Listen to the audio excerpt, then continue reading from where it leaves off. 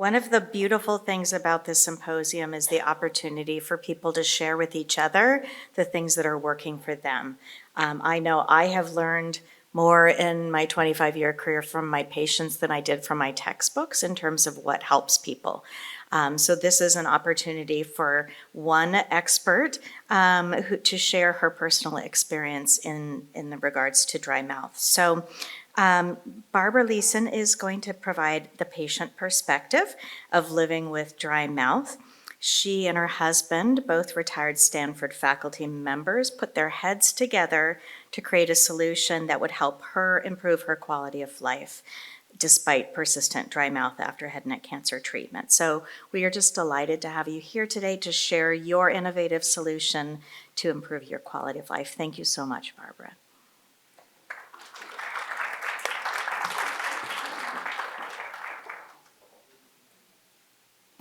Okay, can you hear me? Thank you, Heather, and thank you for inviting me here to share my experience. I am a cancer head and neck patient treatment survivor. Thankfully, the cancer is gone. But unfortunately, as many of you have experienced, you're left with symptoms and after effects. My saliva glands were pretty much destroyed.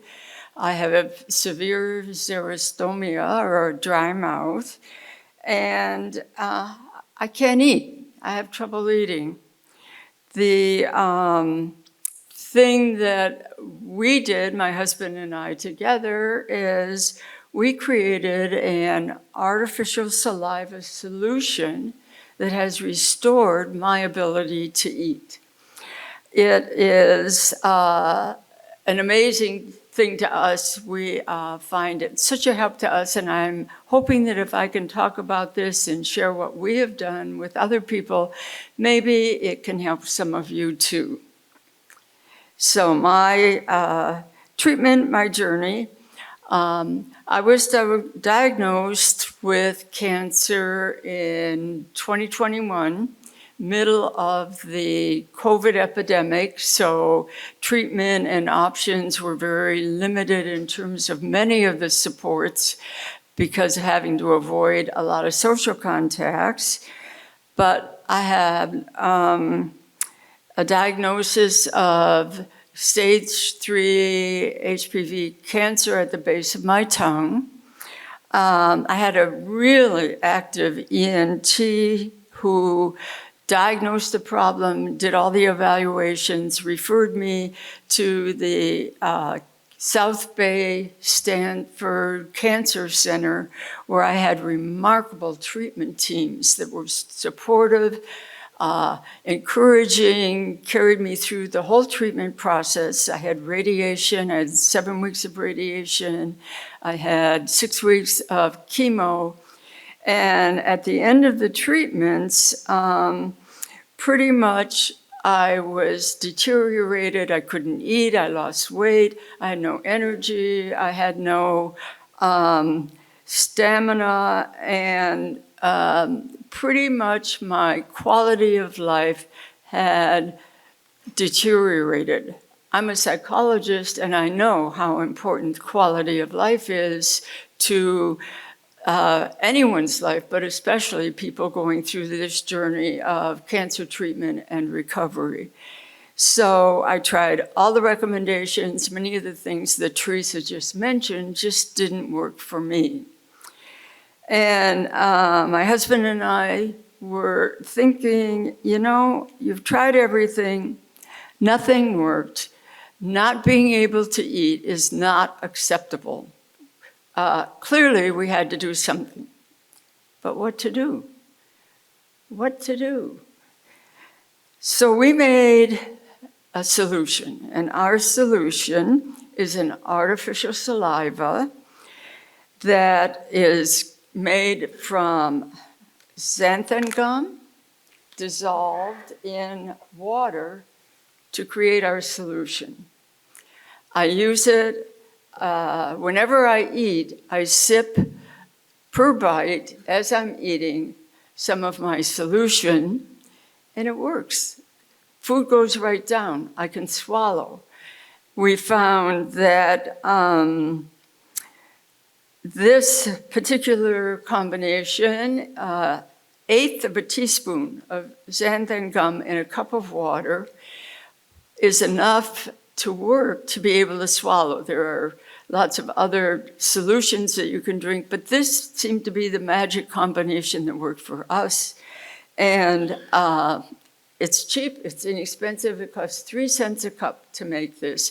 The bag that I just showed you makes about 600 cups of solution to be able to swallow. So that's what we do, and that's what we're experiencing.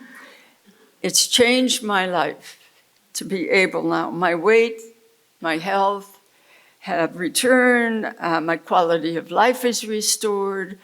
I enjoy eating out with friends and family again.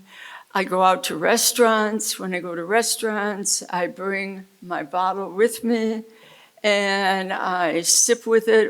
No one has ever said, "What are you doing? What did you bring here? Is that your bottle of gin or what?" But it works. So I'm going to give you a few of the details of what we did, how we did it. First of all, we did a whole lot of research about what is saliva, what is the physiological components of it, how does it affect swallowing. And we already happen to have xanthan gum in our kitchen. So my wonderful caregiver husband, who has been a huge support, he's right there, wave. He has been with me every step of the way throughout this journey. He disappeared into our kitchen one day, and he proceeded to experiment. And he called me in, and he had 8 glasses of liquid lined up. They were increasing viscosities of xanthan gum in the water. And he said, "Now, take a bite of cracker, try this one. Take a bite of cracker, try this one." Well, about halfway through, I got to the point where I said, it worked. I could swallow. And I was so excited, amazed. And what we did then is we analyzed the viscosity that was sort of the Cinderella point of what you needed to make in terms of the thickness of the liquid that you drink that will go down easily, but it has no taste. It has no interference with what you're eating. Xanthan gum, by the way, is a FDA-approved product. It's been in existence for about a quarter of a century. It's in a lot of foods. It's safe to drink when it's dissolved. You can find it in the baking good department of almost all grocery stores. So it's available. It's easy to make. We make it at home with our blender, dissolving enough quantity that I can go through a few days. What we make does not have any preservative in it, and we also decided not to try to duplicate the qualities of saliva for either digestion or dental health. And because of that, I'm very careful with dental care, and I'm religious about going to the dentist regularly, and I've been fine so far. And now, post 2 years treatment, we invented this. I've been using it now. The picture of me was taken last year. The first time I was confident to go out to a really nice restaurant. Went out with some cousins celebrating St. Patrick's Day, which is why I was wearing green. We had a wonderful meal, and it has worked so much for me that I really felt it was important to see what I could do to share what we do that could be something anyone could try at home. It may or may not make a difference. Everything isn't perfect. my mouth still dries out. So like when I'm giving a talk or something like this, I might need to drink water, which is why I have it right here.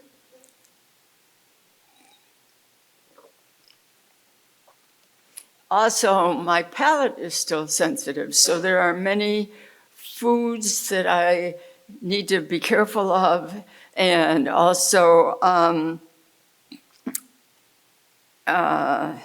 I need to moisten while I'm eating, but also moisten like when I'm talking like now, or other situations, I'll chew gum so that I can be away from water and things that I need to moisten my throat.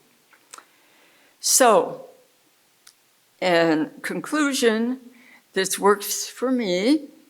This is a solution to this problem that I've shared online, as Teresa mentioned.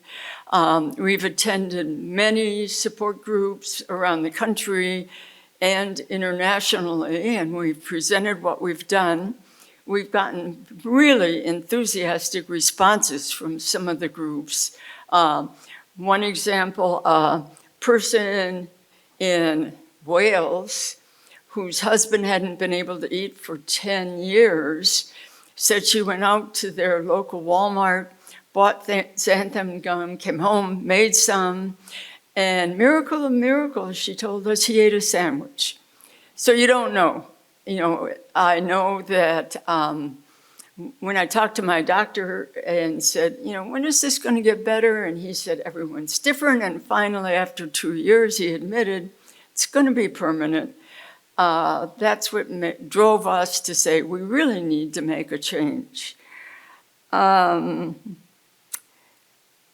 We also recently have published a paper, and it was published in a scientific journal describing what we did, describing the characteristics that we followed, and creating what we have made. We're going to be putting a handout. I think there's a handout that will have the recipe for making it that we make, and also a copy of our paper.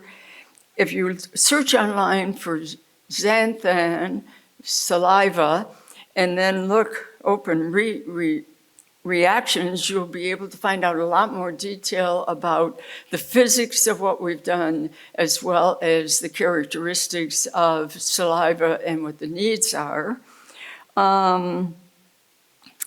So if you have a similar experience, or you work with or know someone that has a similar experience, I'm hoping that what I'm able to describe might be helpful to you. As I mentioned, I'm a psychologist. Quality of life is really important to me, and so I'm most interested in working on what makes life better? What can make it more comfortable for those of us that might have some permanent problem following successful treatment of cancer, but head and neck cancer after effects that don't go away? And if it helped me, I hope it can help some of you. As I said, I'm not a medical doctor, so if you have questions about treatment and how it might affect you in your own personal experience, please talk to your treatment staff. I know treatment staff for me have been super helpful, super willing to be cooperative, interested. I like all of the treatment staff I had at the South Bay Stanford Clinic here in Los Gatos, and I highly recommend getting any supports that you can that might help with this dry mouth problem. Thank you.